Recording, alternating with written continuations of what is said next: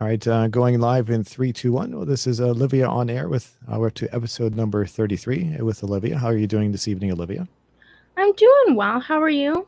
I'm okay. Did you see any falling iguanas by chance with those storms? I guess that's all done with. Yeah, no, it did get really cold though. It got like for Florida, I remember there were some mornings where I was in the car and it was like 56 degrees, which is just not correct for Florida.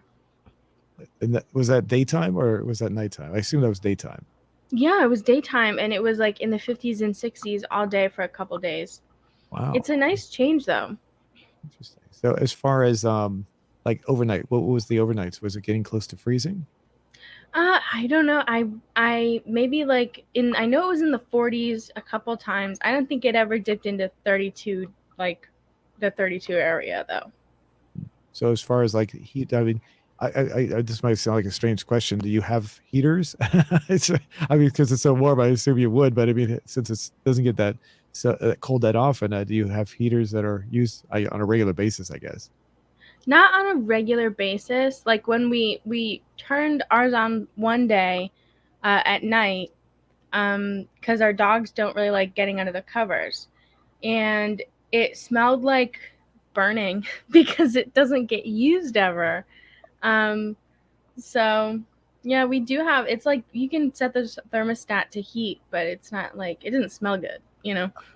Yeah, I agree. I bet. I remember when I was a kid when the wintertime came around, and we turned the heat on. We hadn't turned it on for a long time, and it was just this really weird smell that come out because my mother and dad would say it was just whatever was in the vent was just the vents were just burning off or whatever. So all the stuff that built up during the summer just it built up, and it was just whatever was just burning. I can imagine what you were smelling, and it's probably similar, maybe similar to what I was smelling back then. So. Yeah, kind of like a hair dryer. Hmm.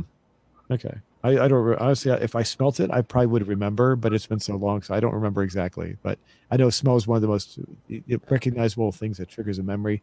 If I smelt it, I'd probably remember it. So if I ever smelled it, I'll let you know. But uh, Right. right now, I don't know exactly I don't remember exactly what it smelled like. I just remember it smelled different. My mind is not, I can't conjure up what it actually smelled like though. So, Yeah. I'd say like hair dryer, hair iron, hair curler, that kind of thing. oh, okay. Okay. Well, before we go too far, we got do we have an affiliate link in the description below for NordVPN? So if you'd like to support what we're doing, we would appreciate that. NordVPN, I've used it. Very good for protecting your identity, protecting your location. If you'd like to hide where you're located, it works pretty well. And the offer that they have in there is, I've said this before, is definitely more than half off the regular price, which is pretty good. And I also we talked about this. People have said several times that you can use it if you're in a different country because we have a large international audience. You can use it to hide your location so you can watch streaming from different parts of the world. And people, so I've never done it myself, but several people have said it works pretty well for that. So the price, like I said, more than half off for sure. I don't remember the exact amount, but click on the link. And if you'd like to support us, we really appreciate that. Yes, thank you. And before we go too far as well, we got OD back. Say, I'm here again, Zmoon. Hello, Olivia. Hi. And we are back with Pivot Boy. Hello. And OD back. I managed to watch today's movie. Good thing you related last week. Oh, okay. Relevate. What does that say? I think it's supposed to be revealed. Close enough.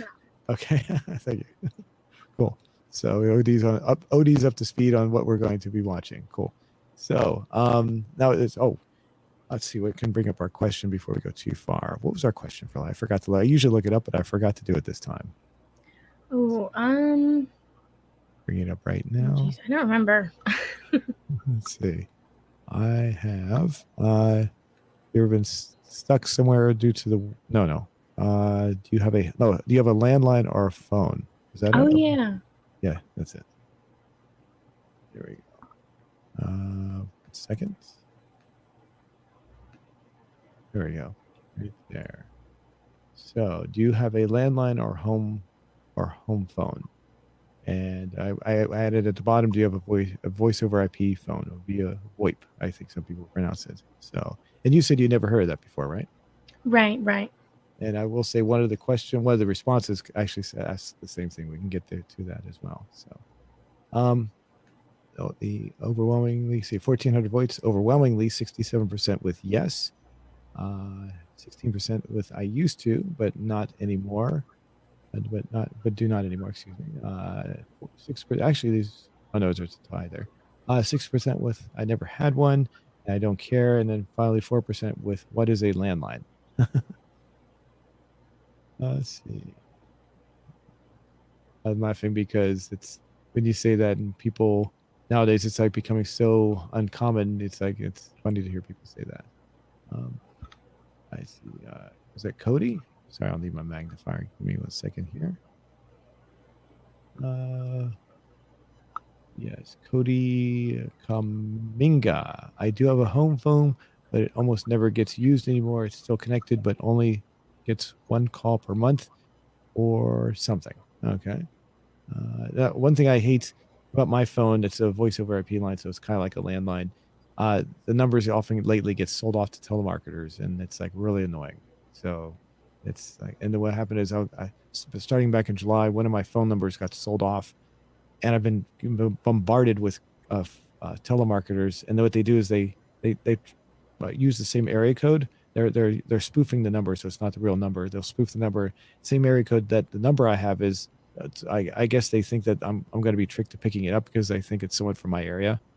So, and I just obviously most of the time I can tell it's a phony because the number will also appear as the name. So it will be like 2 numbers. It'll be like the caller ID, and then where the name would be, it's also the number will appear there as well. And when it does, I know it's a spam call. I know not to pick up. So. Oh, I just never pick up numbers that I don't know, and if it's someone that I do know, then they better leave a message, or I'm not going to pick it up ever.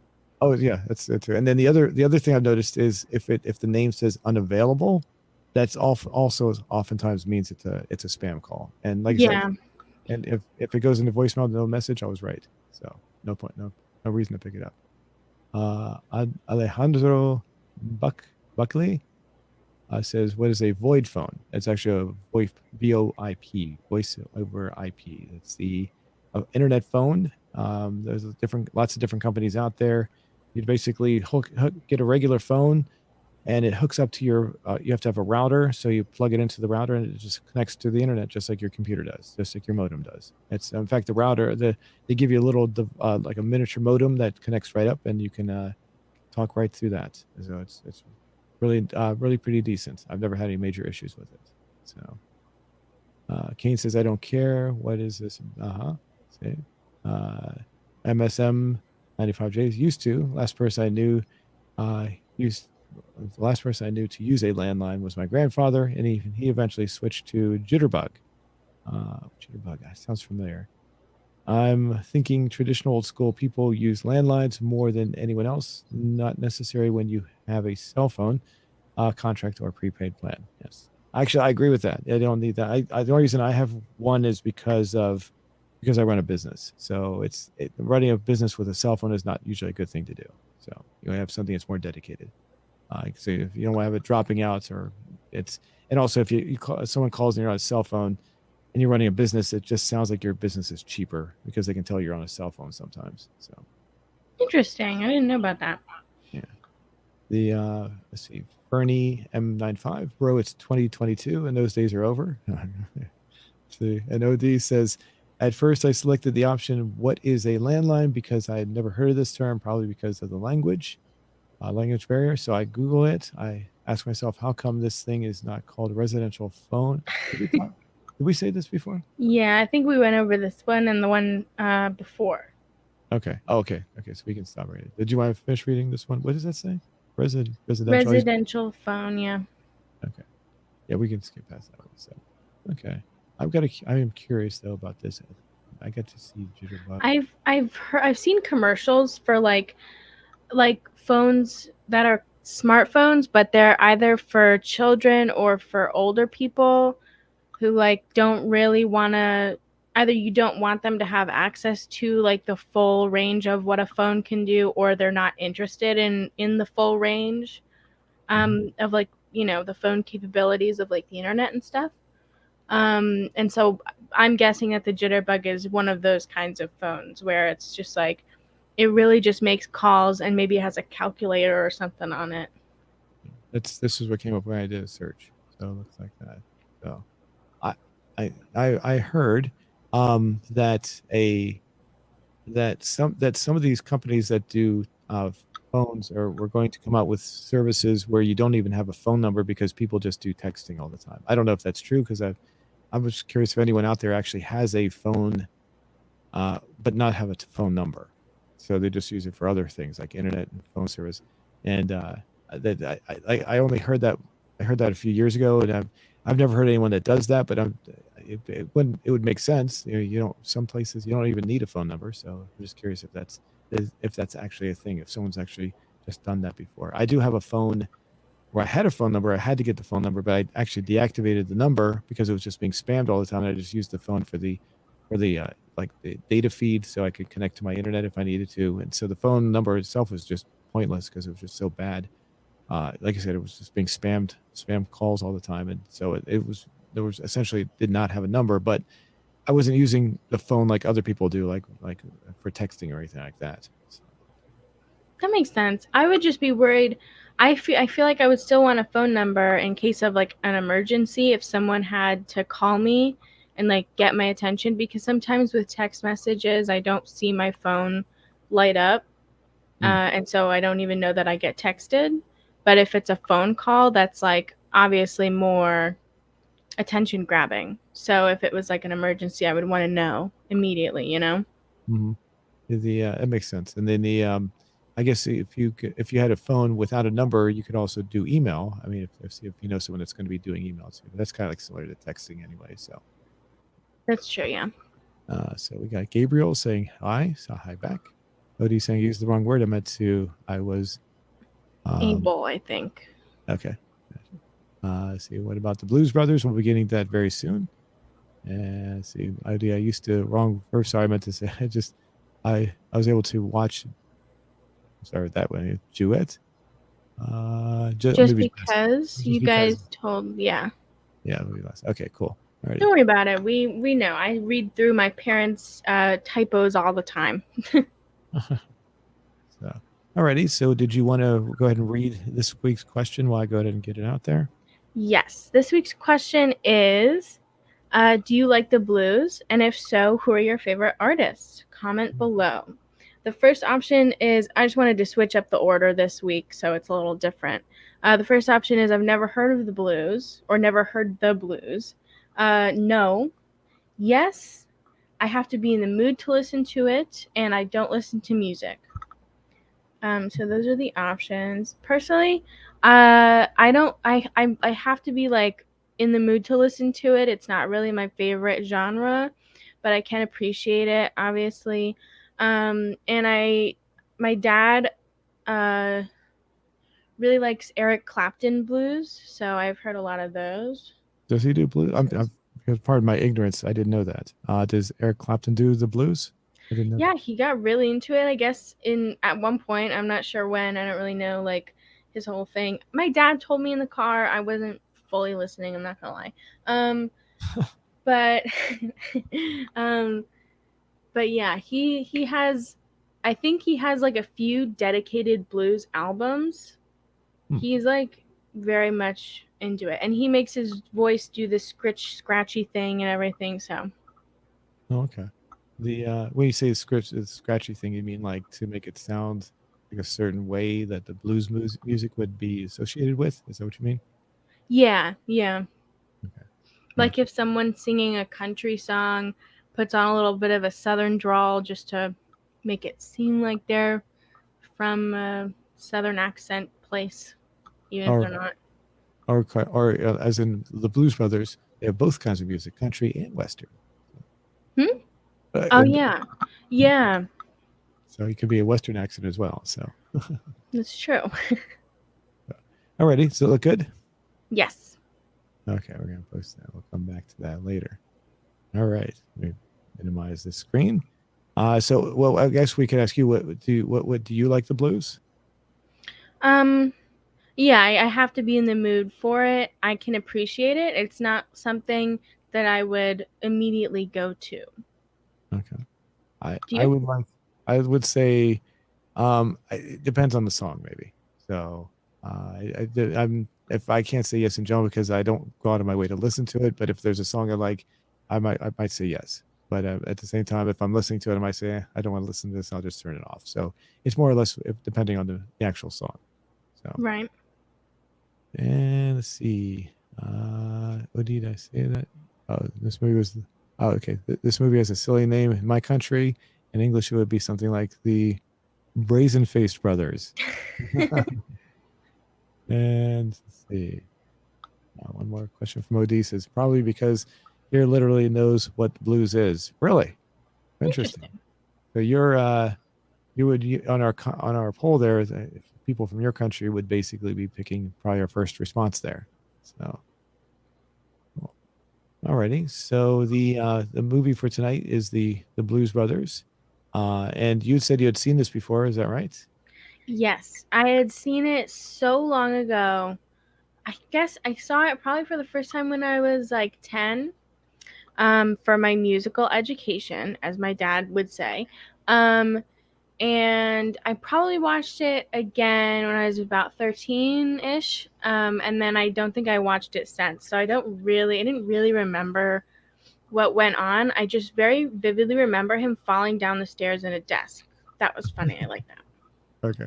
The I can say that I can never pick like if someone asks me what my favorite movie would be, I can never really pick one, but I can honestly say that this movie is my favorite musical for sure. So the music in there is done pretty well. So if the other musical we did was that The Sound of Music, so that was okay. That was something I remember from my childhood, but this definitely would be my favorite musical of all time. So. Yeah, it's a fun one. It's very fun. Mhm. And the reason we can bring this up here, Dan Aykroyd, and if I know Dan Aykroyd is a fan of he's got these really he's a fan of a lot of different things. So he's a fan of cars. He's a fan of ghosts. That's why he did Ghostbusters. He's a fan of the paranormal. He's also a fan of blues, and that's one of the reasons he wanted to do this movie was because he's such a fan of the blues, and he wanted to have a nice musical tribute to the music format itself. So That's cool. and the I think John Landis. I'm pretty sure. Oh, I need to bring this up. I we're gonna bring up my IMDb sheet here. Okay, here we go. Pretty sure John Landis, who directed this, was also one of the writers. Yes, he was. I can bring that up here. So here we go, real quick. There, John Landis was the writer. Did we discuss John Landis in the helicopter accident? I think. Yes. Yeah, and yeah, so he's the one that was responsible for the 19. Probably was about the same year. I can't remember. It might have been 1980, where the helicopter crashed and killed 3 people during the making of the movie The Twilight Zone. So, um, but John Landis was the director of this. He also, if you ever seen the Michael Jackson video Thriller, have you ever seen that where he turns into a werewolf? Yes. He directed that one too. So in case you're wondering, so he's actually pretty well known. He's done a lot of stuff. So at this point, this is when the movie came out. There were a whole bunch of these kinds of comedy type movies, not necessarily musicals, but Dan Aykroyd was in a lot of them. One of the first ones would be Animal House. It was all done by Harold. I think Harold Ramis did that one. And basically Harold Ramis, Dan Aykroyd, John Belushi. There was a number of different actors that would do these kind of funny movies, and they were all filmed the same line. Caddyshack was another one. These were like they were all rated R, so they weren't worried about making this family friendly, which was kind of nice because that later on they've seen people during the late 80s, they would tone down their humor to the point where all the movies got like PG ratings because they wanted to have more family friendly comedy, so it wasn't as sometimes it might be not as funny as the original ones were. So this is definitely in the area where you still have the rated R, so it could be as raunchy as they wanted to be. So Right. That makes sense. and there was a sequel. We can talk about that later a little bit, but there was a sequel to this that came out in 1998 called Blues Brothers 2000 too, and I would not recommend that one. That was pretty bad. And of course, John Belushi died shortly after this was made or released. So I can't remember how many other movies he did after this. It wasn't very many. And to replace him in the sequel, John Goodman I thought that was an excellent choice. Even though the movie was not good, there were some elements to the movie I did like, and that John Goodman I thought was an excellent choice to replace him for the other Blues Brother. So Yeah, that makes sense for the shape of his head, and also because I feel like they kind of sound the same.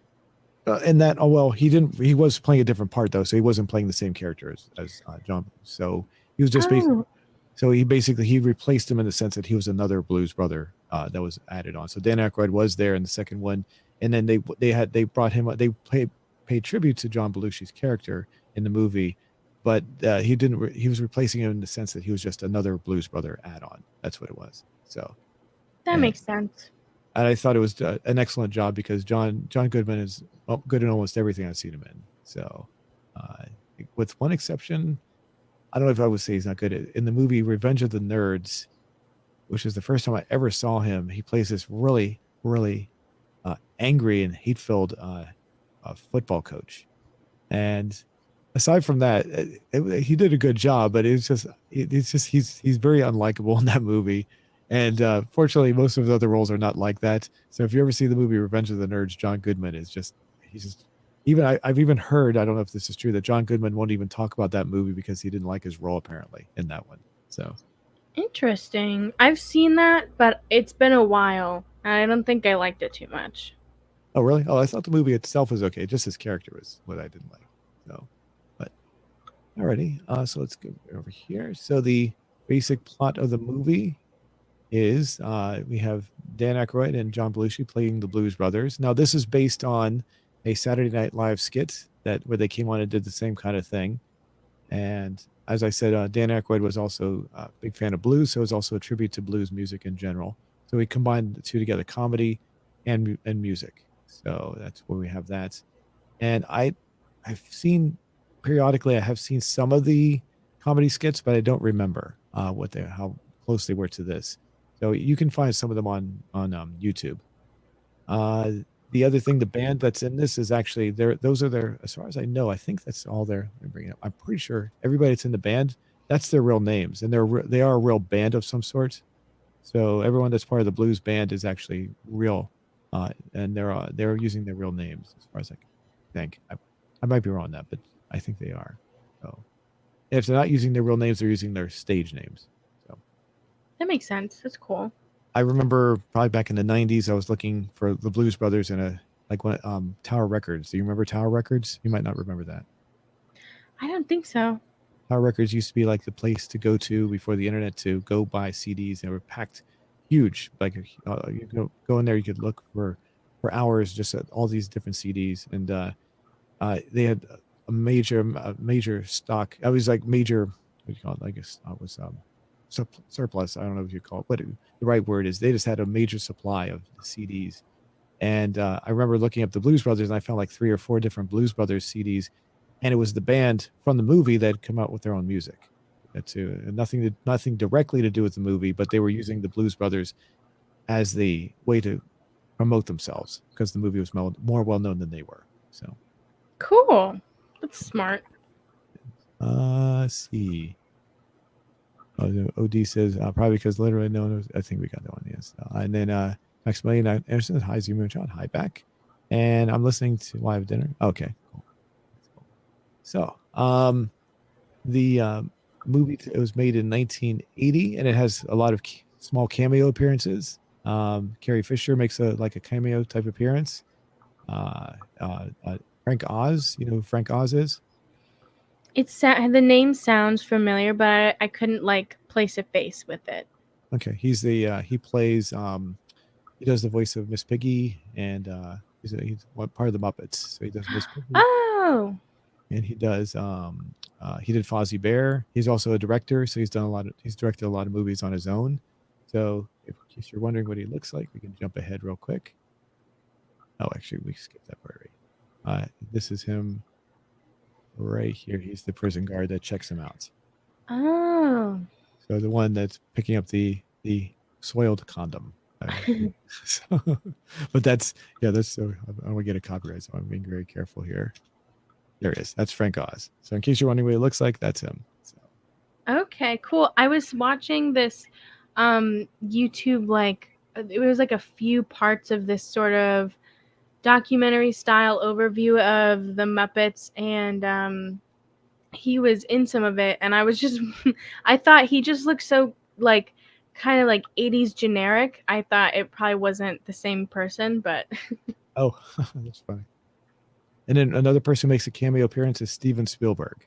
So, in case you're wondering what Steven Spielberg, he's at the very end of the movie. He's the guy that when they're paying the taxes, he's the one that writes them the receipt. There's Steven Spielberg right there. oh, cool.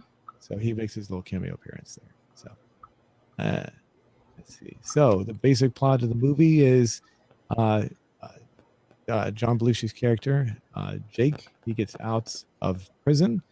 So at the beginning of the movie, they really don't have a purpose. So he's out, and so he's going to be. They're talking about getting the band. Actually, they weren't talking about getting the band back together. They were talking about what was going on. Like the first thing they talk about is the fact that the Bluesmobile is gone, and he's complaining that they had a police car now instead of that. So he says, "Why did you sell the car?" He says, "Well, I sold it for a microphone." And he goes, he's traded a car for a microphone. And he says, and then John Belushi says, "Okay, I can understand that." And actually, if you understand how expensive microphones can be, that is, especially back in that period of time, yeah, that actually does make sense. So you can buy a $500 microphone and have a $500 car, and you could probably make a good deal on swapping them out. So it's kind of funny that he actually says that, because depending on the microphone, it actually kind of makes sense. So Right, yeah. I'm sure they were like much more expensive than they are now back then. yeah, the microphone I'm using right now is actually a $500 microphone. So, but it's funny. So, one of the funny jokes I'll point out is when you probably caught it is when they're driving down the road, he lights a cigarette up, he tosses the lighter out the window, and then he's after they do their little jump, Jake says, I'm sorry, Elwood says to him, "Is it the new Bluesmobile or what?" He says, "Yeah, just fix the cigarette lighter though." So toss out the window. So, the jump that they do here, if you watch real carefully, the jump that when the bridge is not moving at this point, so they're not really. It's an actual jump, of course, but the bridge is nowhere near as wide as it possibly could have been. So, but it's still a pretty cool jump. I've always wanted to be I've always liked to maybe have been a stunt driver, but I don't want to do jumps or crashes, just precision driving. So the people who do this kind of stuff, they're really putting their lives on the line. And I mean that because these jumps could really break their bodies. They have to know what they're doing when they do this kind of stuff.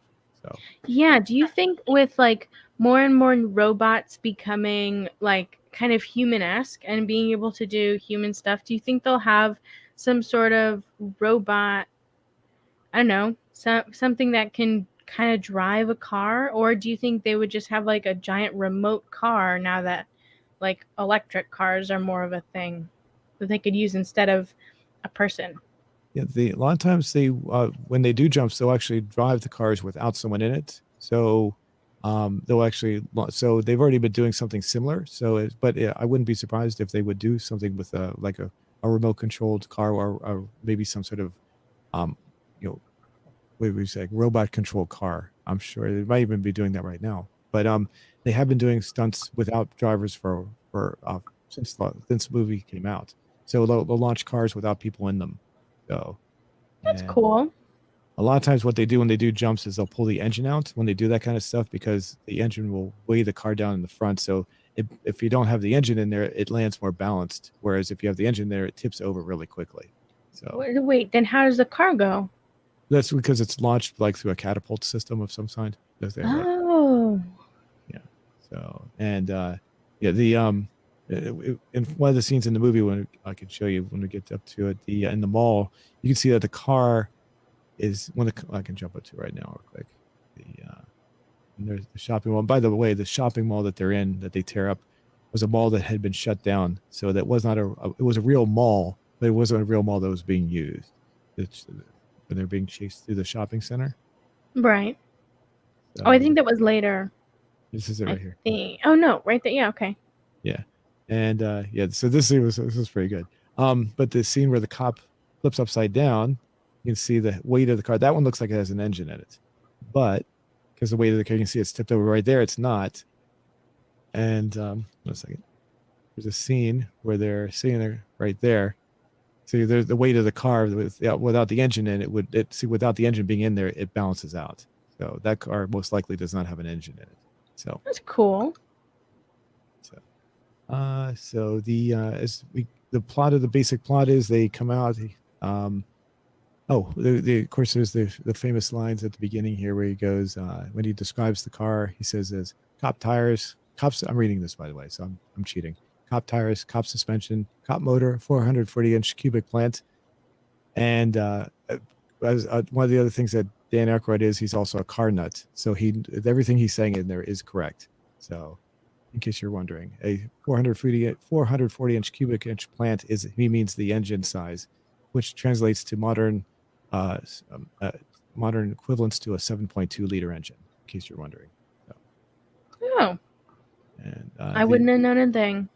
And that's actually a very, very large engine. They don't make engines in cars that large anymore. So this is when this car was made. This is, if you ever hear people refer to a car as a tank.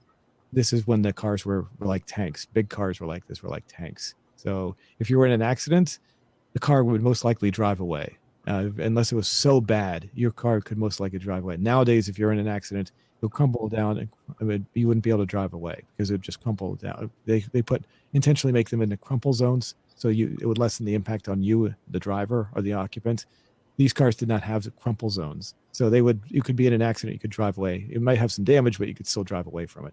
Like modern day cars are not like that. So interesting. Cool. So if you ever hear someone say a car's like a tank or like a boat, they're often referring to these cars. So, and also I've heard that I'm not sure how true this is, that the town of Chicago, this is filmed entirely in Chicago, that there was some corruptness going on with the government, and they were able to get away with a lot more things than they could have done nowadays. So because of the corruptness of the government, I don't know how true that is. I'm just throwing it in there. Maybe I'm wrong, so I don't want to say I'm right, but that's what I've heard. So that makes sense. They do a lot of stuff in this movie, like a lot of blowing up stuff and destruction and such. Mm-hmm. And one of the things in particular that they got away with, which is really cool when you think of it, because it doesn't really look like it. There's the scene where they're being chased at the very end of the movie, and they're going on the elevated. I forget what they call it exactly. They're on the road, the roadway that's underneath the city. I think you know what I'm talking about. This road right here, the road that goes underneath the city. There's a scene, and where they show this. They're going like 100 miles an hour, and you see the speedometer, and it says 100 miles an hour. They got permission to drive the car over 100 miles an hour down this road twice, so they could get footage of it. So the scene where they're actually driving really, really fast, I can't remember exactly which scene it was. They were actually driving over 100 miles an hour when they did that. Cool. Which is incredible. It's just really, I don't know if I'd want to be doing something like that, especially with those posts in the way, like those supports, what's holding the elevated part of the roadway up. You might slip and smash into one of these things. And also there's the potential for a person who doesn't know that the roadway is shut down, which happened in another movie. What was the movie? Gene Hackman movie, the famous movie. I can't remember what the movie is called. He was in a chase scene, and what happened was somebody didn't know the roadway was closed, and what happened is they drove onto the set or on the roadway, and the stunt person smashed into that car during the making of the movie. And the interesting thing is they actually used that footage in the movie. So, oh wow! Did the person they were okay with that? I guess they I don't know exactly what happened afterwards. I don't think anyone was really seriously injured, but the accident looks pretty bad in the movie. So, wow. I can't remember what the name of the movie is, but it's a very famous car chase scene. In that movie, Gene Hackman was chasing a subway train, so he's going underneath the subway and going really, really fast. So, let's see. So, now the one of the things that you and I discussed before we went live was I asked you if you'd seen the extended version. So there is this version that we're looking at has 18 minutes of additional footage that was removed from the movie originally, and it's like basically watching a movie where they added the deleted scenes back in. So I've watched it. I know the scenes that were added in. Oh, here we go. Oh, thank you. We get back over here. Easy saying Lower Record Drive. Thank you. I couldn't remember the name of the, and he's also French Connection. Thank you. That was the name of the movie with Gene Hackman. I was trying to think of. Thank you very much. So if you ever see the movie The French Connection, that chase scene is the one I'm talking about.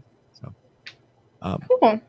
the 18 minutes were added in to this movie, and in my opinion, since I knew what scenes were added, they didn't really add anything, so they could have just left them out mostly. There's one scene that is kind of funny that they put back in, but most of them just don't really add much to it.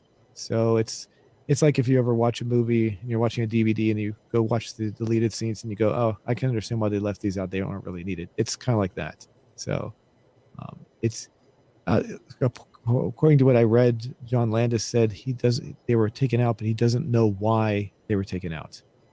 So which is kind of funny. You'd think he'd know why, but I don't know. He doesn't know why they were actually taken out in the first place. So Right. I don't know. I've only ever seen the extended version because that's the only one that we have. So. Okay. And there's one scene in the extended version here where I think should have been left out, and it's right here when Dan Aykroyd goes to quit his job right here. Mm-hmm. He says he's going to be a priest, which is a funny line. I think the only thing I didn't like about this scene was the fact that you can actually see his eyes, and that kind of ruins because in the original theatrical version of the movie, you never saw his eyes ever. Basically, except for behind his sunglasses. So this kind of ruins that kind of feel. So you actually see it. I didn't want to see his eyes. So they could, in my opinion, they could have left the scene out. John Belushi's character, you only see his eyes once, and that's when he's making that lie to Carrie Fisher that he loves her, and he doesn't really at the end of the movie. So he pulls his eyes down to make it seem like he really loves her, and he puts his glasses back on, and he drops her, and they run away from her. You know what scene I'm talking about? Yeah.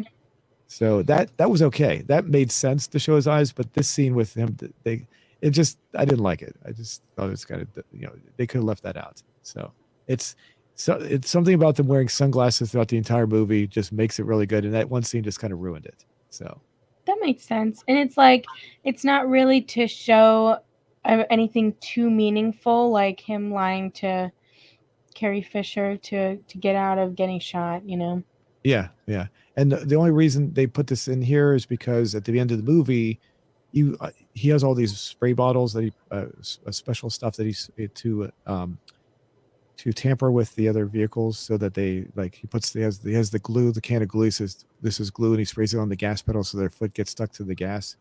So the other people. So basically, all this does is establish the fact that he worked at a place that produced these kind of chemicals and stuff in the aerosol cans, and that's where he got it from. You don't really need to know that. You honestly don't really need to know that. So. That's true. He could have just said, I quit the job at the aerosol can factory or something. Right. But I will say that the fact that he says he's going to be a priest is kind of funny. So. Yeah. And the guy, his boss is like, I forget what he says, but it was kind of funny too. But the rest of it really wasn't needed. So we go, okay. Okay. So, okay, here's your scene you like, where they meet the nun. They both become blasphemous because they use the Lord's name in vain, according to the nun anyway. And they find out that the orphanage that they were part of needs $5,000 in tax money, or they're going to shut down. So that they finally got their goal in life, or at least the goal for the movie, or the plot for the movie. I guess you can also call it like a MacGuffin too, I guess, of sorts. That's like a MacGuffin. You know what a MacGuffin is? Yes. Okay, so that would be like the movie's MacGuffin. They know what to do. And so now they have their goal. And this is the scene where you were talking about. Oh, let's see. Jump ahead a little bit. There it is right there. So, who falls down there? There he is right there. So. I will say this, the scene when she goes into the door is pretty funny too. But she doesn't move. She moves, but her body doesn't move. So let's see. There we go. I love the way they framed the stairs too. Very very religious. Yeah. The angle and everything. Yeah. Yeah. Yeah, look at that. Yeah. And then the lighting of the Jesus thing. Yeah. And so it's taking too long here. There we go. I guess I could have jumped ahead on this one. So, anyway, there we go. She floats. Yes. There we go. Yeah. So that's quite nice. All right. So then we meet. Oh, I forget who this is. This is a famous actor too. It's like another cameo of sorts. I forget who this is. You remember who this is? Okay. I think he's in this show called Big Mouth as a ghost, and also as a cartoon. He's Cap Calloway. That's who it is. I just looked it Oh, up. maybe not then. Okay. So he looks very similar. So he's in here. He tells them you get an idea as to why they dress the way they do because he's dressed the exact same way as they are, and he tells them to go to church, and so when they go to church, this is where who's this? I know who this is. Who's this? Oh. I don't know. He looked so familiar. The hair. Yeah, I know this is. I just can't remember. So this is his cameo. He's basically he says as they're singing, he has them as they see the light, and that's when Jake sees the light, and he decides to put the band back together, and that's how they're going to get the $5,000, save the orphanage. So, and this is basically where the plot of the movie begins, essentially. So before that, we're just getting like their intro, all the way up to here is where the intro, and then finally when they go to church, that's where the whole plot of the movie starts. Right. I will say this: the shopping malls looks pretty much like shopping malls the way I remember them back in that time period. So I haven't been in a shopping mall in a while, but most of the ones nowadays are more lighter. They're much brighter. So yeah. From what I remember, it's very fluorescent lights, and it's loud. From my childhood, it was probably different, but it's very bright, very loud, and there were some malls that put like a lot of effort into having like what they considered classy decorations, like things that hung from the ceiling that were made of glass or something, and then like fountains and stuff. It was really weird. What I remember being told, and I think this is true, that malls, especially in the DC area, the malls were very dark like this. All of them. There's a mall in particular called Springfield Mall that's in Virginia, but they were very dark, and what that did was it allowed it caused younger people like teenagers to congregate, and they didn't want the teenagers to congregate, so what they did is they made it really bright to scare away the teenagers. So, wow, I had no idea. So that's what I was told about Springfield Mall. I don't know if it's true for other malls, but I do know that more modern day malls are definitely much more brighter than they are when I was a kid. So that makes sense. Less mall crime. Yeah, you've heard the term mall rats, of course, right? I'm sure you've heard of that. Yeah. So that's where it came from. Young teenagers hanging around the mall all the time. So they were just trying to get rid of that. This was an added scene right here. Is where he drives into the electrical thing right here. So, like I said, it doesn't really add anything. It's just kind of odd. So it's kind of funny, but it's not really funny. That it's just there. So he gets out. Oh, I was wondering what was going on. I guess they were just storing their car. Storing the car, and my guess is to hide it. I hide it obviously, but what was the purpose of the electric field, though? I didn't say. I guess it's because it's a cop car and it's out of commission. So if the police drove by it and they could see it and they could access it, then it would get towed away or something because it's not like in commission anymore. Maybe. Oh yeah, but I mean, what was the point of it being inside of this? This has an electric field around it. The garage that they're in. What was the purpose of that? That's what I was trying to figure out. Oh, I don't know. Yeah, maybe just for fun. I guess, yeah. So, We get to over here. I think this is our first appearance by Carrie Fisher showing up in the old Pontiac. Ugly, very, very, very, very, very ugly. Actually, most of the cars in this movie are pretty ugly. Uh, so she comes with the bazooka. My dad pointed this out when I was a kid. I didn't catch on to this, but when she blasts the bazooka later on, uh, when the I'm sorry, when she blows the building up here, right here.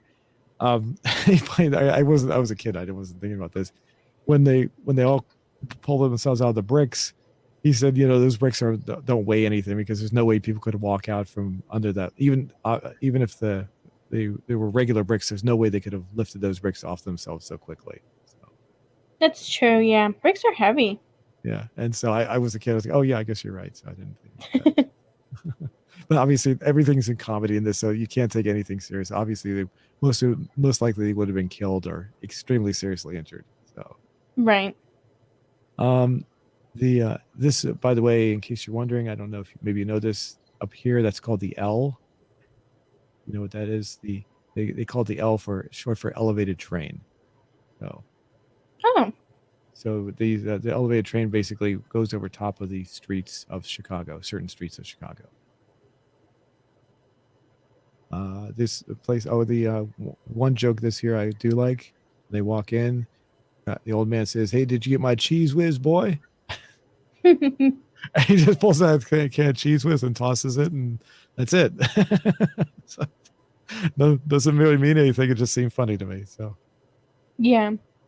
And the other one, when he asked about the train, one of the brothers asked about the train, and the other one said, "Oh, it passes so often you'll barely hear it, and it like shakes the building every time." Yeah. I hate to say this, but no, when I was very, very young, I started living on my own. I rented a room in DC for about 3 months, and it was probably about the same size as this room.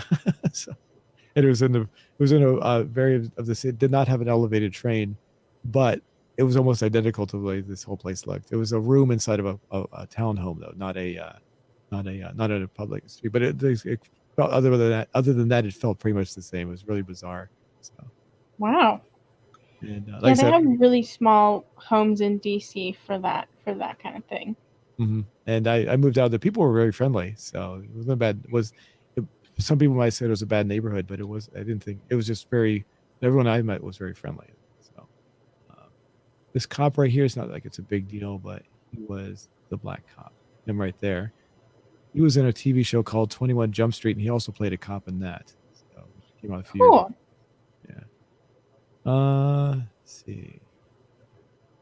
Oh, this scene right here, right where they come up and they're looking for some of the band members. Yes. This woman, they made a commercial. And the only reason I know this is because WGN, which is a Chicago television station, used to be broadcast on the cable service where I lived in Fairfax County in Virginia. They used to broadcast that on the cable service. And there was a commercial that came out where they had two football players, and it came out probably like late 80s, early 90s. And the football players were playing the parts of Jake and Elwood. I don't remember what they were doing exactly, but they got the same woman who's in this scene to reprise her role in the commercial, the exact same woman. So cool. It's kind of funny. I actually looked it up.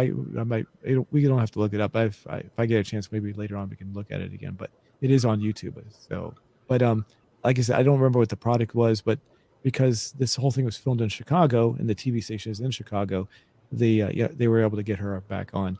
And the football players were from the Chicago Bears. So they're the Chicago team. I don't even know.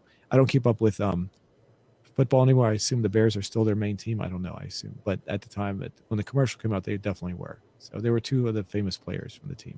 So here we go with Murph and the Magic Tones. So goofy music. They're trying to get everyone to join back in. And before I go too far, Desnos Play 3.0. Hello. I was going to say hello to Des and Haas. As the movie goes, he's trying to explain to them that they're trying to get the band back together.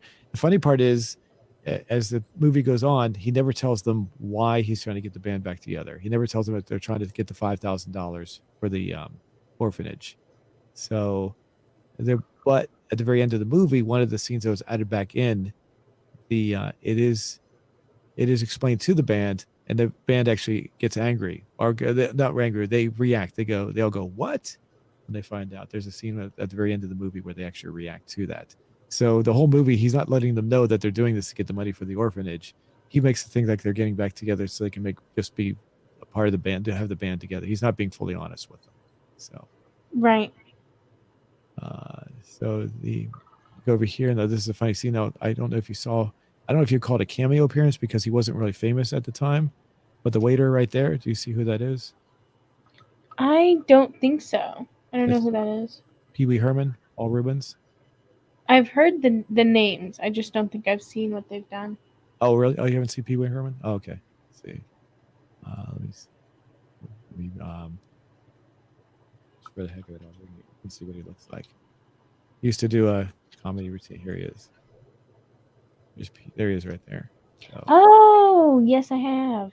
Oh, you have seen him. Okay. So this was before he was really, really famous. So he was still in this non-famous stage, but he was kind of known, but not really. So. Wow, he doesn't really look like. I mean, I guess it's a lot of makeup and totally different hair, but he really doesn't look like him. So. Really? Right there? You don't think that looks like him? Oh, kinda. Yeah. So. Maybe it's just like the lighting or the angle or something. Mm-hmm. So they have a little exchange here. I find the scene where he when Jake goes over and talks to the family, he says, "How much for the little girl?" So we're going too fast here. So that's what he's able to do. Jake says, if you don't join the band, that we're going to come here every night and pester you. And so that's what they blackmail him into joining the band. So then we have the Illinois Nazis, and this is a famous actor. I forget his name now. He was in a lot of comedy stuff. I know his name, I just can't remember, but he's been in a lot of stuff. This is what makes the Illinois Nazis hate them, because they try to run them over. So there we go. We're going off the bridge. So the scene I thought was kind of interesting, in the sense that after they're in the water, he looks at him and says, "I get that car's license plate number," but I'm like, but they already drove off. How could they possibly get it? They're in the water and the car's way long gone. So That's true. I guess I never thought hard about it, but yeah. So it's not a big deal, but it's one of those things. We come over here. We have another cameo by him. I forget who he is, and then of course, Aretha Franklin, of course. A lot of little cameos here. Then of course, this guy's one of the members of the band, and Blue Lou, I think that's Blue Lou in the back. So, and they do another dance routine, and then here we go. What's his name? I forget his name now too. Another small cameo appearance. Name. Yeah, I wonder how they got all those people to do those cameos. Maybe after you get a few, the rest of them join in. Yeah, well, Dan Aykroyd was pretty well known at the time. So, and he was doing something that was honoring the blues music. So this is a comedy, but it doesn't poke fun at the blues. It honors the blues. So that's why I was able to get all these people to join in. So I can't remember his name. No, I know it. I can't remember what it is. So we do another dance routine. We do their first. You do this is where they trace down where they lives, and of course the fake address, which turns out to be the home of the Chicago Cubs, Wrigley Field. So they mentioned that early on in the movie that he put his Elwood said that he put his home address as being this location. So band. Now this is something that I didn't know was actually real, but the chicken wire apparently is real. And in the sense that sometimes you will go to places where they will put this up just to protect the band. So it's not just for the movie; it's actually something they really do. So that makes sense, because I know that in like I don't know how. I guess it's just, well, I don't know. But I know that some like places that people gather attract a rowdier crowd, or I guess the location makes people feel like they can be rowdier, so that kind of thing is necessary, you know? Mm-hmm. And so they come on and they don't really know country music. They know a handful of country songs. And of course, the one song they do, "Stand by Your Man," is actually sung by a woman. So I forget who does the original version of the song, but it's funny in the sense because they're doing it as men, but they're doing it but still singing, keeping true to the lyrics and singing the song at the same time. So And they sing it well. uh-huh. Good.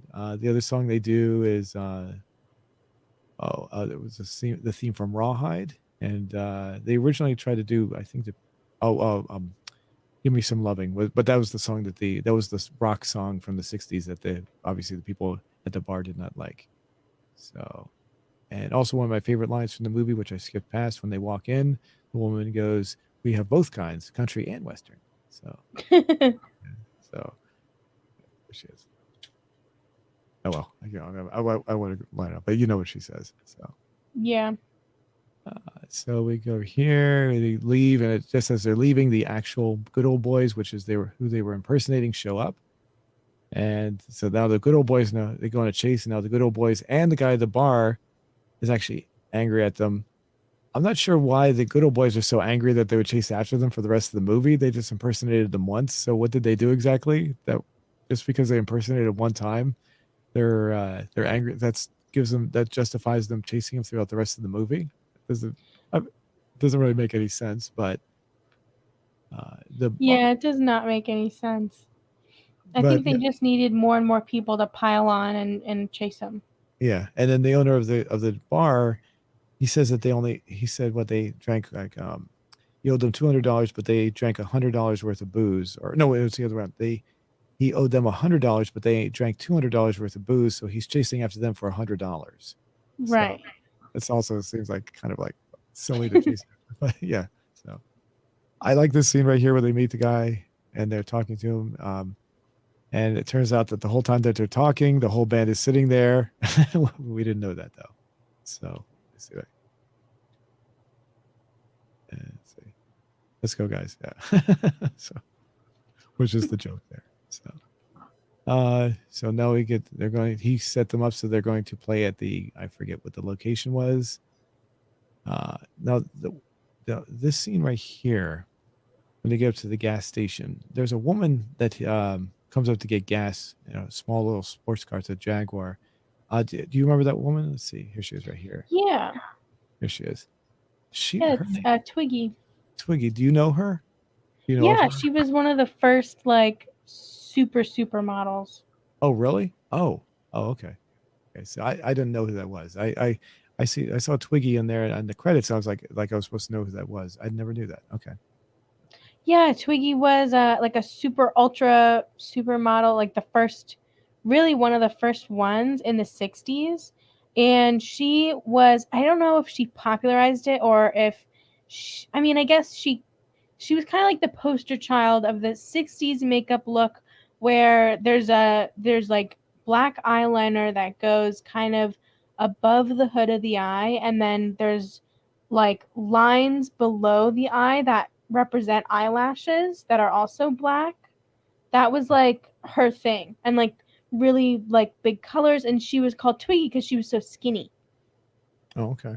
And that was like very fashionable in the 60s to have like a kind of like a cereal box body, if that makes sense, like just kind of a square shape Okay. sort of thing to go with like the square dresses and like kind of just formless, sort of a formless kind of look.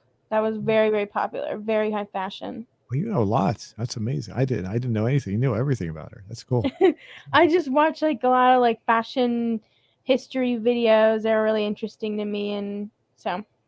Okay. Well, when I was younger, there was a TV show called Buck Rogers with Gil Gerard, and in that show there was a robot called Twiggy. So when I saw Twiggy, I thought that she stole the name from him. This is what Twiggy looked like, in case you're wondering. A little robot. So, I don't think so.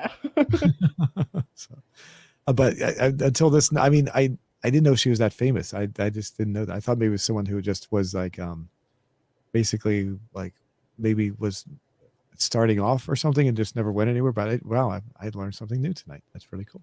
So Yeah, she was very, very huge. But it's easy to not know about like fashion models because you see the pictures and you don't usually see their names along with it.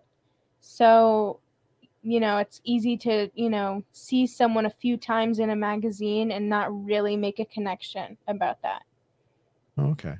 Is she I'm trying to find her name on here. Is she still alive? Is she still doing anything or Oh, I don't know. I maybe. hold on a second. I'm gonna find her real quick. Should be able to get it on the IMDb thing here. Yeah, TW? she's 72. Oh, But if you pull up a picture, you can probably see that under eye look that she does, and the eye like that eye makeup look that she like popularized so much. I is don't there, think that one. oh, okay. Let me see. Is that her? Wow. Wow, is that her? I wouldn't recognize her at all. Wow, okay. Interesting. Wow, it's amazing. I didn't know she was so popular. But I think I know what you're talking about. I'm pretty sure I know what you're talking about with the under. It's like almost like a C shape on top. Is that right? Yeah. Yes. Yeah. Just like that. Okay. Okay, cool. Alrighty. So now we got of course we got John Candy, his little cameo appearance. Now the interesting thing is you know who John Candy is, of course, right? I assume I you think so. Yeah. I saw. I think maybe an SNL skit with him in it. Maybe. do. Okay. And the interesting thing about him is he's been in a lot of movies. He died like around 93. So he wasn't too old. He was like early 40s, so which was relatively young. So but the interesting thing about this movie is that he was not well known at the time. So this is before he became popular. So when you have a cameo and someone's not popular yet, is that considered a cameo? Um. Oh, that's a good question. So he's when because sometimes people will say they'll have a cameo of somebody and you'll look into it, but yeah, but they weren't popular at the time they were in that movie. So I guess that would be a small role then. okay, all right. So this would be his small role then. So go with that. Let's see who else. So oh yeah, because this is where yeah. Now the funny part is here. He tells her it's going to be $95. And she says, "Okay." $95, especially in Change. 1980, is like ridiculously high. So, Yeah. So maybe she was. Just do you know if she was playing as herself, or it was just she just says some like glamorous rich woman? it says on the credits. Hold on a second. It just lists her as chick lady. That's what it says. Uh, Oh, I guess not then.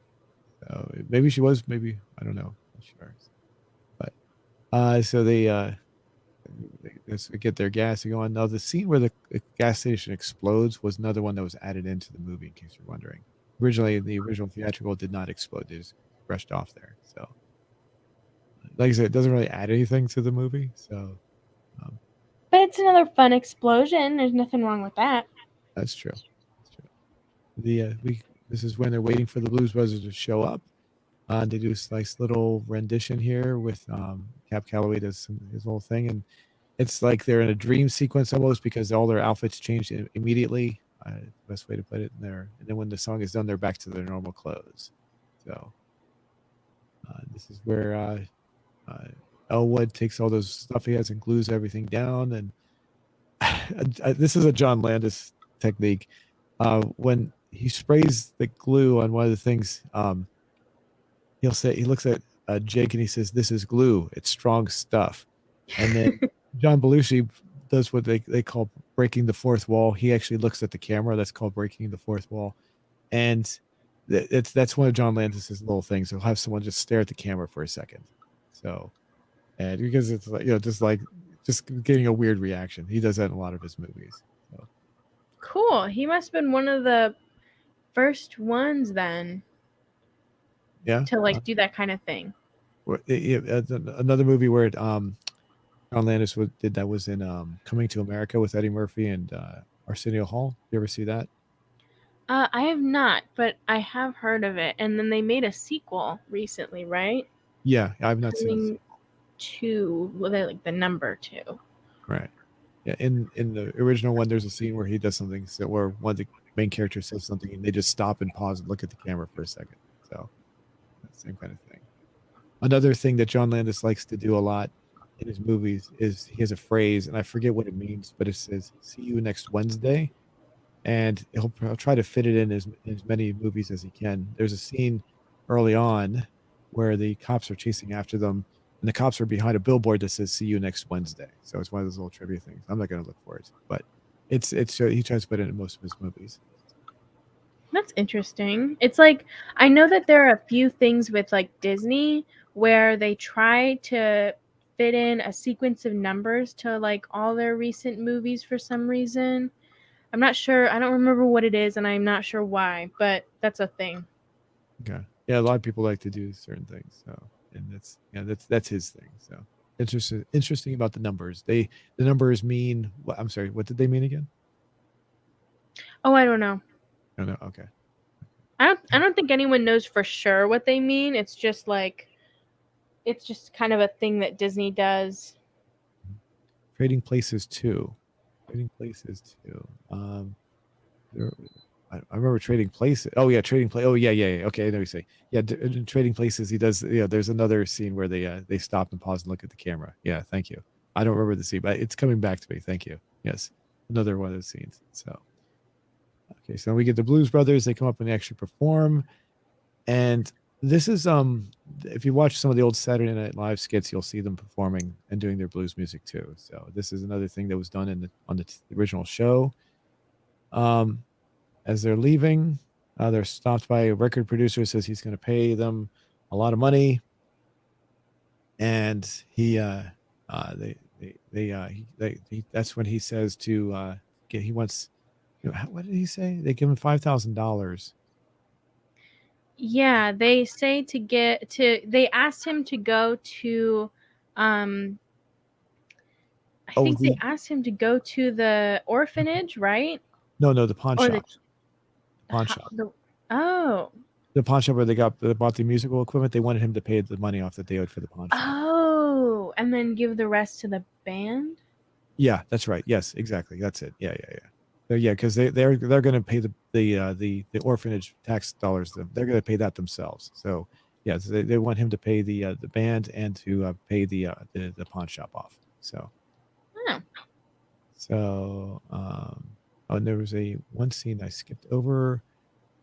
It was one scene that was left out originally, and well, it was I can just describe it. We don't have to look for it. But basically, Calloway, they're setting up their band equipment on the stage, and he says, "We got to fill this auditorium tonight. We're gonna." And they go, "Why? What's that?" And he says, "Because all the money that we're making here is going to pay off the orphanage," and that's when the band finally finds out that the money that they're making is not going to them; it's going to the orphanage. And they all at one time go, "What?" Oh yeah. That scene is actually pretty funny. That should have been left in all along, because that makes sense. They cut that out originally, so that was that little scene just where they say "what." That couple of seconds for some reason was cut out. So, but I think it was. Oh yeah, I guess it was after. I think it was after they performed. No, they were setting up after. No, it was they were setting up their band equipment. Yeah, I remember that it was. Yeah, it's kind of hard to see. This jumps around way too fast. Because they're standing around, and he's explaining to them why because they hadn't filled the auditorium yet, because the auditorium was empty at the point. That's why we need to fill this auditorium, because that's when we need the money. Like right. Oh, here we go. I think this is it. Fill this hall tonight. Yeah, a lot of young children are dependent on it. Young children? Why? What do you mean? Jake and Elwood are donating the band share of the door money to pay the taxes on the St. Helens orphanage in Calumet City. What? Yeah. That for some reason they cut that out. I don't know why. It's only a couple of seconds, and it makes sense to leave it in. So I don't know. So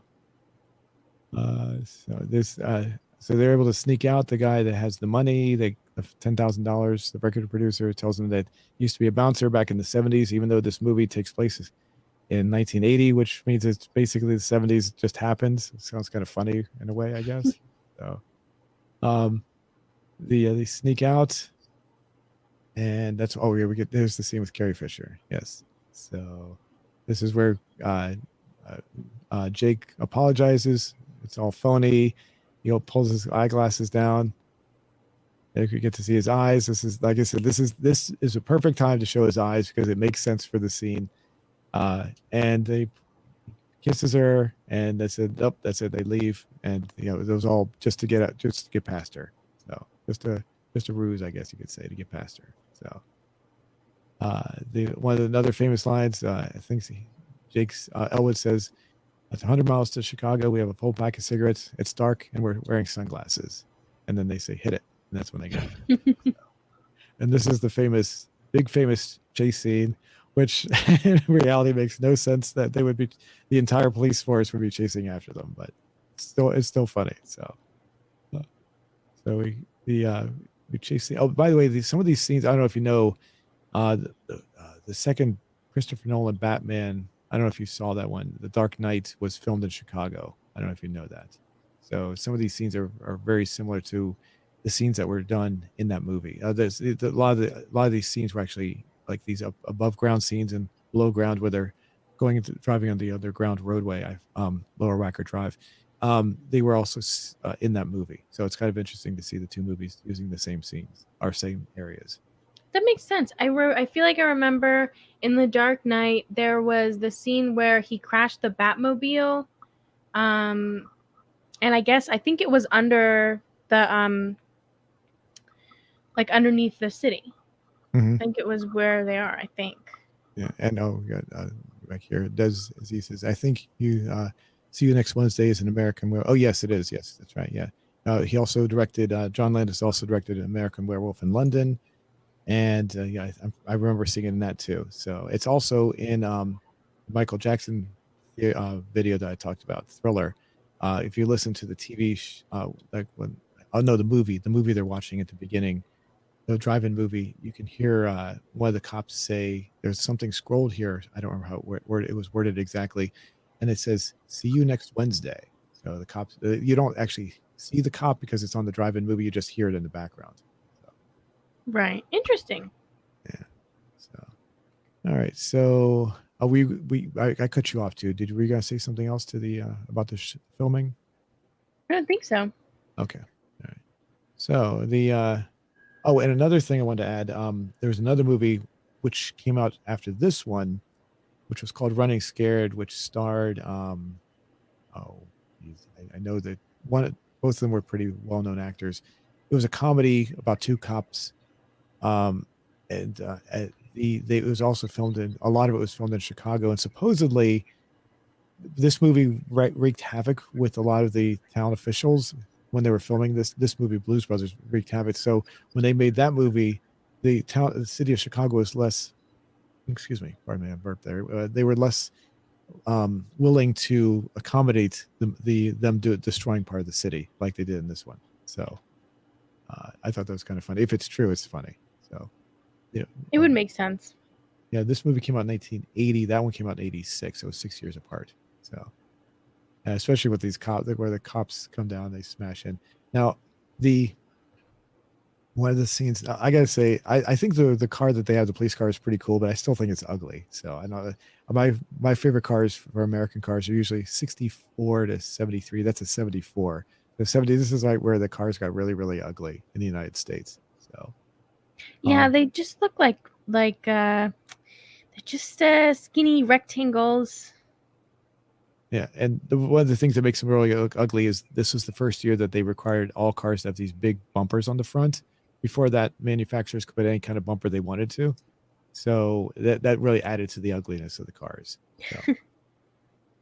So. But there's something that's funny here that you might not get, and it's only because you weren't around when this movie was made, as the fact that the Nazis are driving the car that they're driving. They drive this big green Ford, but they also drive the little Pinto. You know, did we discuss do you know what a Pinto is? I've heard of it, definitely. Like, And I think I saw it on what is it called? It's the show that Jerry Seinfeld has where it's comedians in cars getting coffee. That show, he brings a new car on for every guest, and I think one of them was a Pinto, and they talked about it. I don't remember exactly what they said though. okay. Well, the fact that they're driving a Pinto is the joke. It's a joke itself. So it's the car when it first came out was immensely popular in the early 70s. It was the first car that Ford made to be in competition with the imports, because imports at the time were very tiny. So the American car companies were trying to compete against foreign cars, mostly European cars and eventually Japanese cars, because European cars were very small and Japanese cars were also very small. So they were very popular. As the time went on, they became actually not really liked because the earlier models could catch on fire very easily because their fuel tanks would leak, and if they were in an accident, it would rupture and a fuel fire would erupt. So they were very dangerous. So, but the Pinto just became like it's hard to explain, but just the fact that Nazis are driving a Pinto is the joke itself. So it's just a joke. It's something, if you're around during that time period, you would get the joke. It's just hard to explain because you weren't there at the time. That's all I can say. It's just funny because they're driving a Pinto. That's all. Right. Okay. So, and the other car that they're driving, that big green station wagon, is not a joke. It's just something they would most likely drive. So that car makes sense. The Pinto doesn't. So,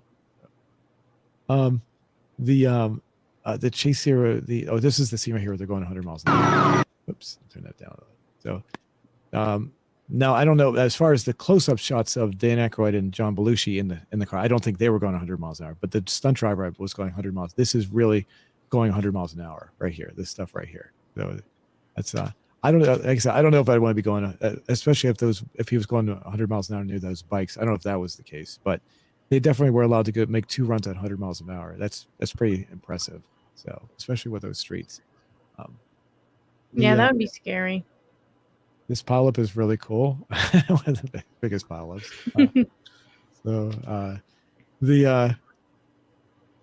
All the cars just go they just keep on piling up and crashing.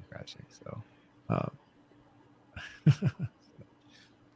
then the Nazis chase after them. Then the interesting thing is, as they're driving, the car makes a loud noise. He goes, "Oh no, we've thrown a rod." But then they're still able to drive the car. I mean, technically, if you throw a rod, that means a car has pistons, and the rod is the rod. It's the part that connects the piston to the crankshaft and supplies the power. So if you throw a rod, you're not going to have the kind of power you have anymore. You're going to lose an immense amount of power, and most likely the engine will you might still be able to drive it, but there's a very good chance that the engine would just pretty much stall and you wouldn't be able to drive it at all. It's going to lock up and seize. So if he really threw a rod, the chances are that the engine would not keep on driving. It would have come to a stop at that point. So, but it's Dan Aykroyd, he's a car nut, so he knows he threw it in there because it is a pretty serious thing to happen on a car. So, the flip over here is pretty good. I like they come backwards. Of course, if you look at the flip, as they're going backwards, the car goes up, but when you look at it, it's actually facing the other way. So the flip it's like they flip the car back the other way. It's if you look at they were facing the other way when they flipped, so it should have been flipping the other. It's not a big deal, but it's kind of facing the wrong way there. So the scene with the Pinto going way up into the air, they actually got permission to actually drop the Pinto from a helicopter. So that scene about them dropping, this is really a Pinto being dropped from the air. This is all real. So, Woo! In Chicago?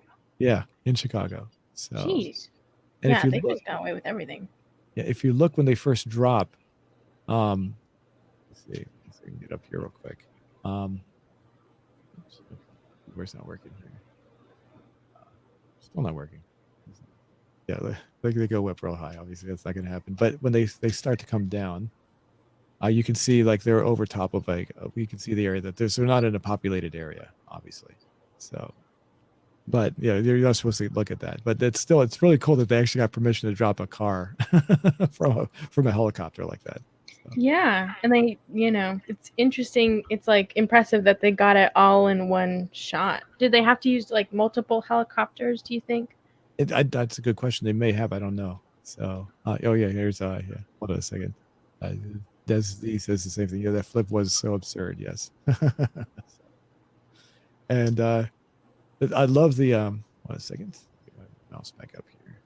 I love the scene when they right here when you can see the Chicago Tower in the background. So you can tell they planned it very well. So you can tell like that. So and then, and of course the bring that back down. It's, the one guy turns to him. What is his name? I know his name right there. He's like you said, he's a pretty well-known actor. This is like his cameo. Anyway, the other guy turns to him and says, "I've always loved you." And of course, Nazis are known for not liking anybody except for certain, so anybody who's homosexual would be basically someone they would hate. So that comedy, obviously, the joke is there. So Yeah. the car comes down. Yeah, there we go. I always loved you. Oops, I'm trying to get past that. 1 second. Where is that? They did a pretty good job. It crashes down, and then the other car somehow they're able to go over top, and then the other one just crashes on top of them. So, now have you ever seen the movie Ferris Bueller's Day Off? Yes. The scene at the very end of the when Cameron screams his head off, and they show all the statues. This is very similar to this scene. These movies only came out like 5 years apart from each other. So when they come up here, when the car loses all its parts, explodes, you see all the statues. It's this, so they go like zips through these statues here. This is very similar to what they did in Ferris Bueller's Day Off. So I don't remember that. Yeah. They kind of jump around like it's the scene in the movie where they realized that the car had so many miles on it, and Cameron just he goes, oh, oh yeah. So I always noticed that was very similar. I wonder if Ferris Bueller who did John Hughes, I think, did that movie. I wonder if John Hughes was a fan of this movie and maybe copied it or something. So we got let's see. Desi says, as a little kid, I was seeing that car drop was the funniest thing to me. Yes, it's pretty good. The according to what I read before we went doing this, the police car that they used for this, the Bluesmobile, they had 12 different versions of this car. So like anytime they make a movie, they almost always have more than one. Like you're saying, like if they had, I think we asked about the helicopter. You asked if they had more than one or something like that. The Pinto. Yeah. With this car, they, according to the trivia I read, they had 12 of these cars. So one was designed specifically just to explode like that. So they go up here, they're chased up, they lock themselves in. Of course, the police inside the building don't seem to know who they are, which is kind of funny. Everyone else does, but the police just let them go upstairs. They don't try to do anything. They go up to the top. Steven Spielberg signs the receipt. And there's a little bit of trivia that no one ever talks about, which I discovered, which is kind of interesting. 1 second. Let's see. It's right here. If you watch real closely, you see that the date is August of 1979. It says so. Something I just decided to pause just to see what it said one time, and I was just curious. So we know that supposedly the movie takes place in August of 1979 based on this scene, if you want to go by that. So, and I do remember the receipt that he has in his hand. I remember when I used to pay my taxes where I live, they used to hand out little receipts just like that. I don't know if they still do, but I've seen them. That looks very much like what I remember. So,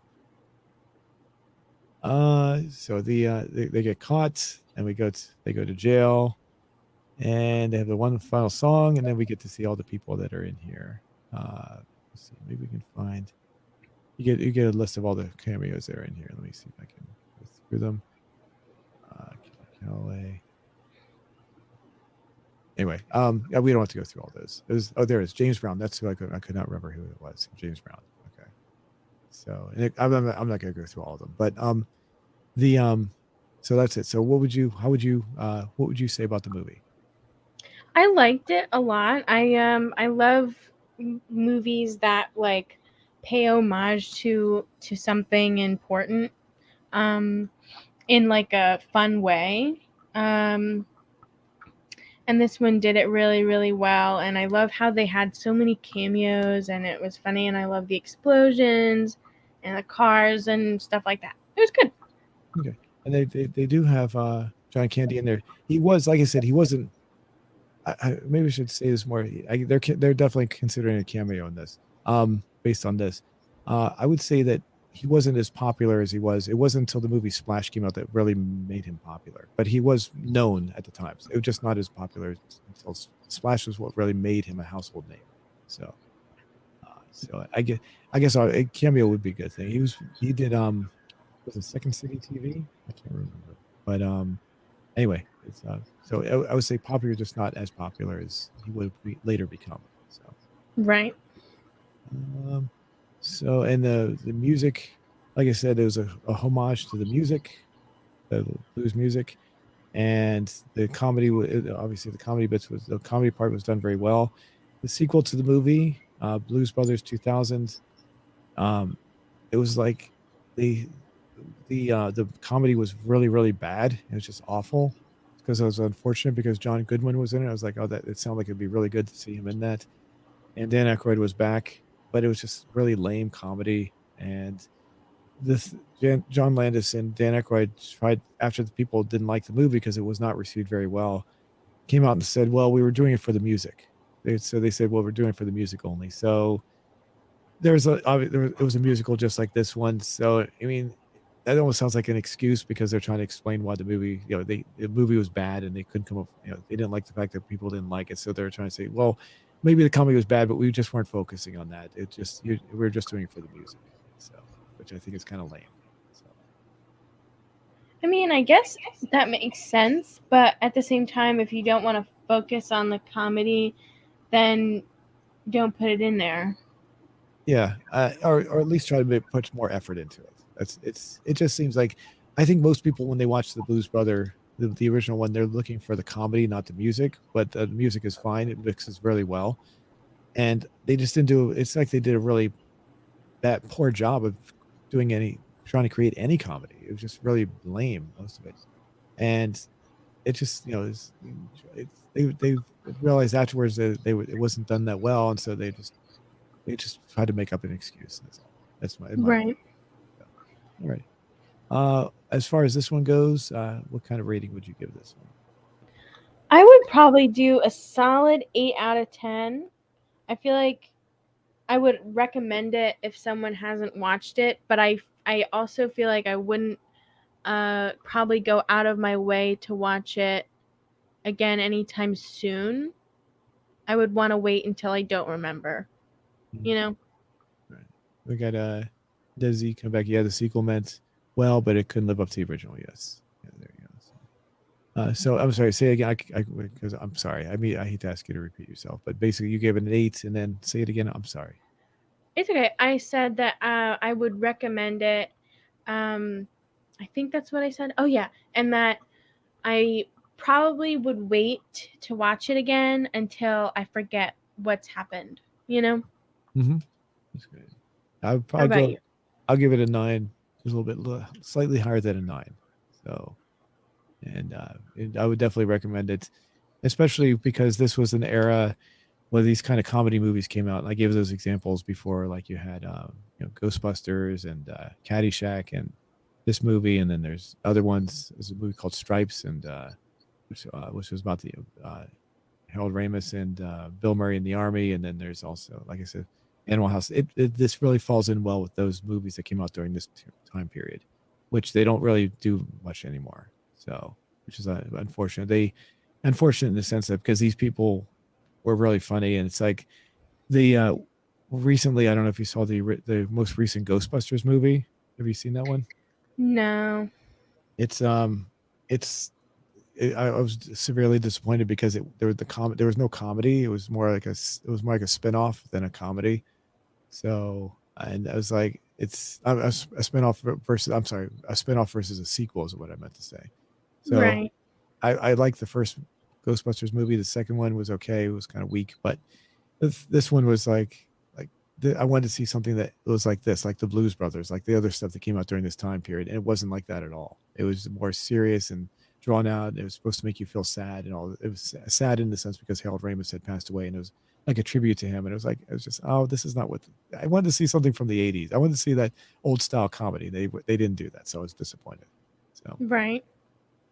and at least I will say this, at least with the Blues Brothers 2000, yeah, as they said, as Des Z says, yes, it was they meant well. I guess you could say, yeah, because at least they tried to make it a comedy. The new Ghostbusters movie, they didn't even try to make it a comedy. It was just basically a serious movie most of the way through. There was some comedy, but very little, very little. So Yeah, I feel like, and I know that some comedians who did SNL and movies that like comedy movies from the 90s, I know I've heard some of them say things similar to this, but I feel like movies that are coming out nowadays aren't really focused on comedy. And I mean, like, if they are, it's just not good. I don't understand what's going on. Maybe there's just like a comedy slump, but every single show and every single movie that's coming out is very dramatic. Or it's a children's movie, which is fine, but it's just like it's not like the 90s comedies or 80s comedies that were coming out. It's kind of weird. and of course, you brought up the fact that you said for children. Is that what you said? The movies nowadays, obviously, well, it's been like this since the late '80s, but they're trying to get a broader audience, so you don't get the R ratings anymore. So you don't get the raunchier comedies like this. Right. So they want the whole family because they're trying to make from what I understand, they're trying to do that so they can bring the whole family in, so you get more money. That's why more people watching it that can watch it, and they get more money there. Yeah. But yeah, I definitely say this movie is really good especially if you're like, if you want to pick something that represents the comedy from this era, this really represents it well. So, alrighty, we can go ahead and check our question from earlier. We got a pretty decent response, 111 votes. Might refresh again just to see what we got. Went up by 4 votes, 115 so far. So, do you like the blues? If so, what is your favorite art? Or who are your favorite artists? I've never heard of the blues. 73% overwhelmingly, I've never heard of the blues. Wow. I forgot that it was the first response. Actually, I thought it was going to be the other way around. So, wow. 12% with yes, 8% with no, 5% with I can't listen to music. I don't listen to music, and 2% with I have to be in the mood to listen to it. That's funny. Interesting. Let's see what we got here. Let's comment first. Sam Cooke, is that what that says? Let me run, Meg. I think so. Sam Cooke. The name sounds familiar. Sorry, I don't know. Do you know who Sam Cooke is? I think so. Well, vaguely. I thought that was more like soulish music, though. Hold on a second before we go too far. I just want to bring this up here. Desi says, yeah, there's been too many remakes that aren't good lately. Yeah, I want to get that in there before we go too far because it wouldn't make any sense later on. So, yeah, so we get back. Yeah, Sam Cooke, it sounds familiar. Yeah, I'm just not sure. So soul music. Yeah, it's not really the same. You're right.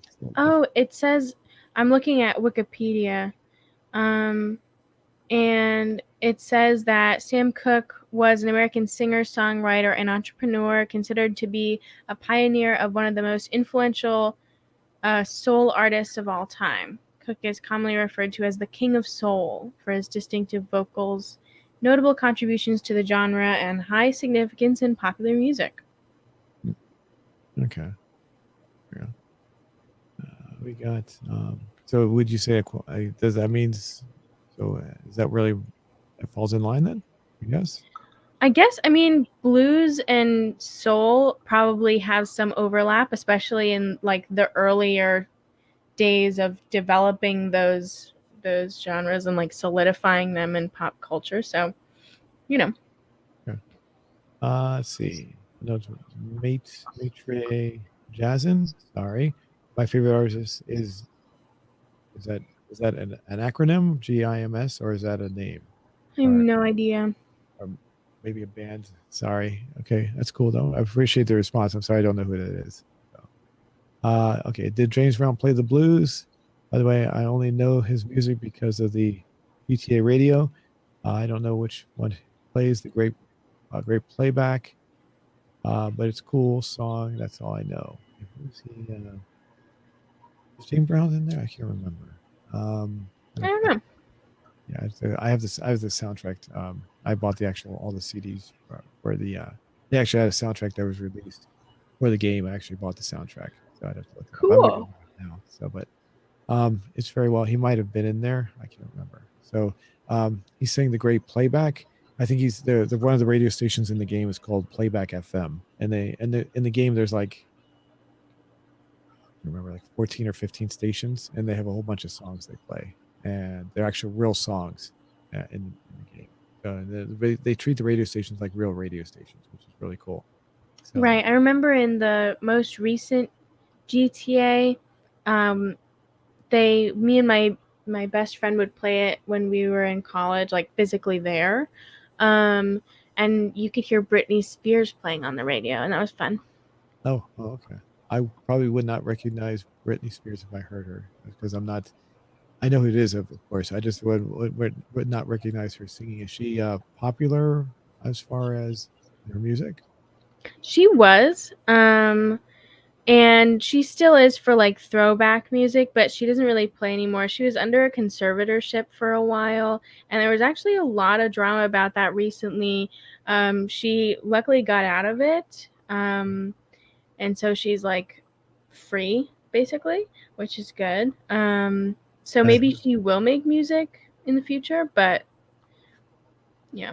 Yeah, I had heard about that, the conservatorship, that that she was not mentally fit or something to that effect, or Yeah, something like that. yeah. So yeah, one of the YouTube channels I watch, his name is Todd Grande. He analyzes situations like that. And that's how I found out about it. Otherwise, I probably wouldn't have known. So. Right. Alrighty. So how do you feel about that stuff? I'm surprised. I'm surprised too. I was like, wow, 73%. I was expecting that. Like I said, I thought that was the yes. Like, I thought that was going to be the yes response, because I forgot what the order we put them in. And I looked at it, I was like, wait a minute, that's not right. Yeah. I mean, I am surprised, but at the same time, I'm sure like so many other countries have so many different genres of music that maybe they don't call it the blues, and maybe they have something similar, but they literally just don't call it the blues, and there's no like direct translation. So maybe that's part of it. I wouldn't be surprised, you know. That's true. No, good. I was gonna just say that I like listen to some Italian music from like the 60s and 70s because it just sounds so nice and it's fun. I don't know what they're saying. No idea. And I also don't know. It just occurred to me. I have no idea like what genre that would be called. I have no clue. So it could be that similar kind of thing. Someone might listen to bluesy, what we would consider bluesy style music, and they just don't call it that, you know? That's true. Good point.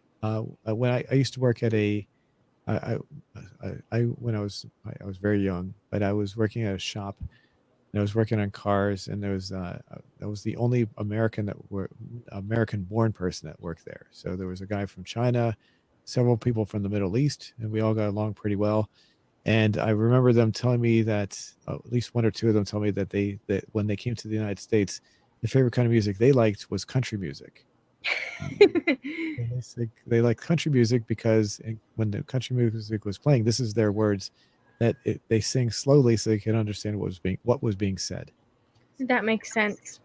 So, I'm the funny part is I'm not really a big fan of country. I don't really like country at all. So, fortunately, we didn't play it when we were in the shop. So it's, but I always found that kind of funny when they'd say that. So.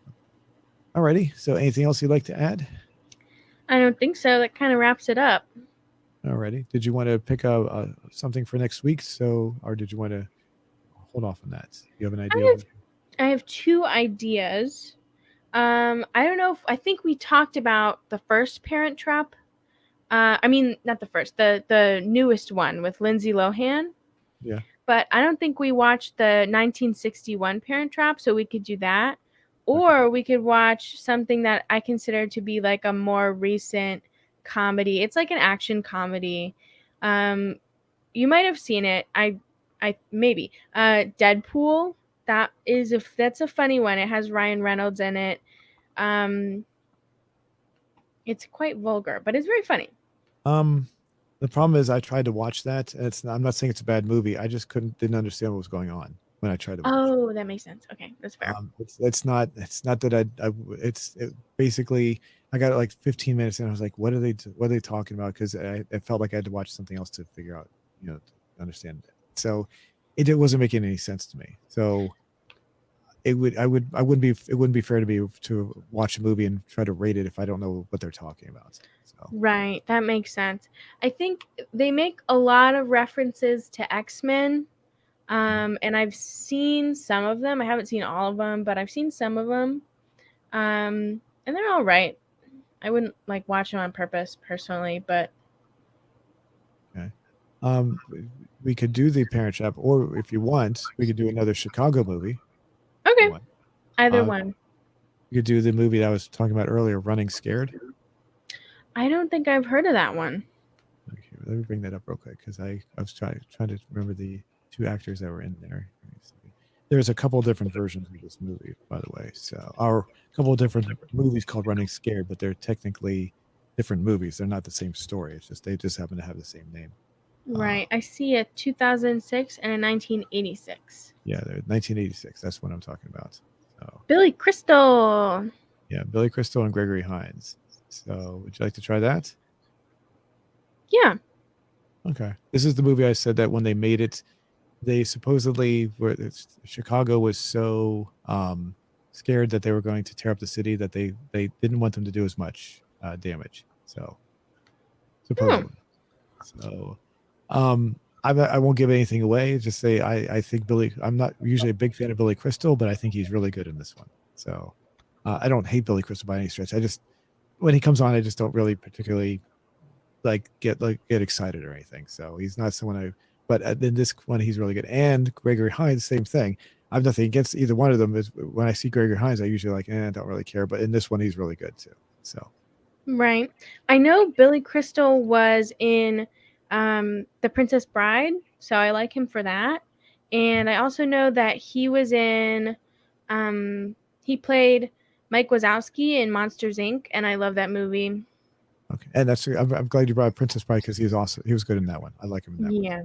So yeah, it's like I say, I don't usually think I hate him because I don't hate him. It's just it's just when I see him, I was just like, whatever. But then if he's something good, I'll like him. So those are the 2 movies. I forgot about that. What else was he in? Was there anything else? Gregory Hines was not anything else I can remember that was good at all. This says he was in Cars. Billy Crystal was in Cars as Mike Carr. Mike Carr. I forget which one that was. I have no idea. Mike Carr. Interesting. We could 1 second. Let me see if I can be able to figure out what that is. Give me a second here. Okay, here we go.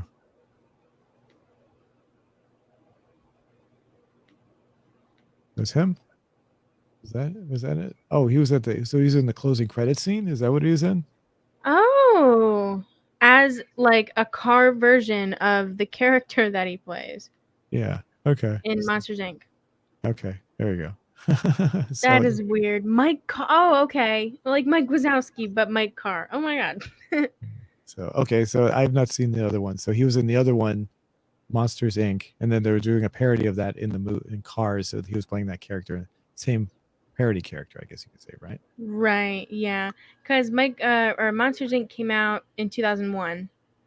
And then Cars was 2006, right? Yeah, that's right. I don't know about if you're asking me about Monsters Inc., I don't know, but Cars, yes. Yeah. For sure. All right. And I forgot actually When Harry Met Sally's not too bad either. I forgot about that. I've never seen that one. Hey, would you want to do that instead? Maybe we could do that. Okay. Okay, we can do when, because I know that is definitely on HBO Max. Okay, let's do that, and then maybe we can do the Running Scared later on. But the Running Scared is pretty good too. So we're both Okay. pretty good. I think you might like. I think based on how much I know about you, I think you might like Harry Met Sally a little bit better. So, what you see? I do like a good rom-com. I recently watched Broadcast News, that rom-com. That was great. Oh, She's a little crazy. And she also voiced oh, have you seen it? no, it has Albert Brooks, right? I am not sure. Yeah. Maybe. But the main character is also the one of the main characters in a Disney movie. The Incredibles. I love that movie. Yeah. Oh, Holly Hunter's in that? Oh, really? I didn't know that. Let's see. And I'm pretty sure Albert Brooks is in that. Hold on. Oh yeah, that's the second. Yeah, there we go. Yeah, Albert Brooks. Yeah, this is when Albert Brooks was still pretty. You know who? Well, you saw the movie, so do you recognize Albert Brooks? I mean, I don't recognize him from anything else, honestly. Okay, at the time it came out, he was pretty popular. His popularity kind of waned after a while, so he's not as popular anymore. I have seen the movie that's playing next to his face. That's a good one. It's kind of fun. Oh, really? Okay. All right. So yeah, let's see. Yeah. So what were you saying about Broadcast News again? I watched it. It was pretty good, and it was. I mean, okay. So I'm in college right now. I'm in a media and message class, which is like about news and broadcasting and stuff like that, and it's really interesting. And if this is like a accurate depiction of what it was like behind the scenes, it's so cool. It's just like they show reporters and producers kind of doing what they do, which is just cool. Mm-hmm. I worked at a news station for 4 years, so I'd be interested to see how accurate it is. It was radio, but it was a major radio station. We're not talking like a small radio station. It's like a big, powerful news radio station. So that's cool. Then what if we did When Harry Met Sally this week, and then Broadcast News next week? Okay, that works. Or wait, you know what I'm saying? Okay, cool. That way you can fact check it. Of course, now this is 87, so I started my radio career in 80. Well, not too far off, 92.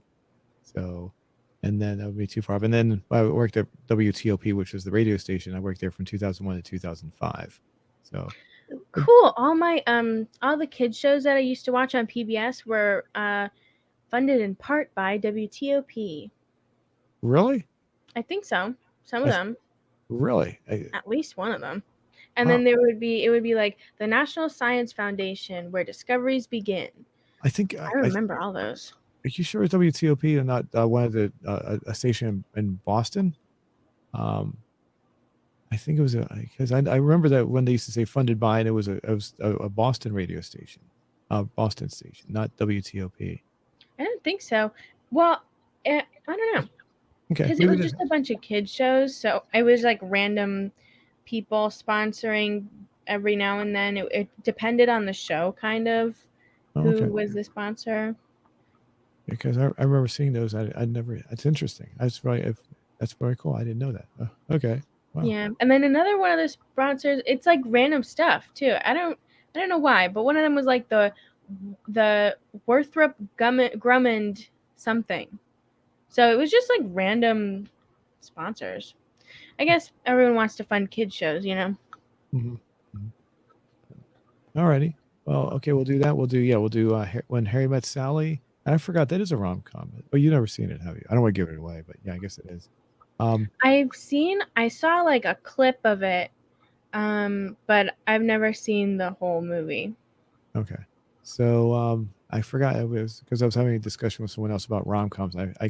I guess I forgot I'd seen that one. I guess it is a rom-com because I kept on saying I hadn't seen too many.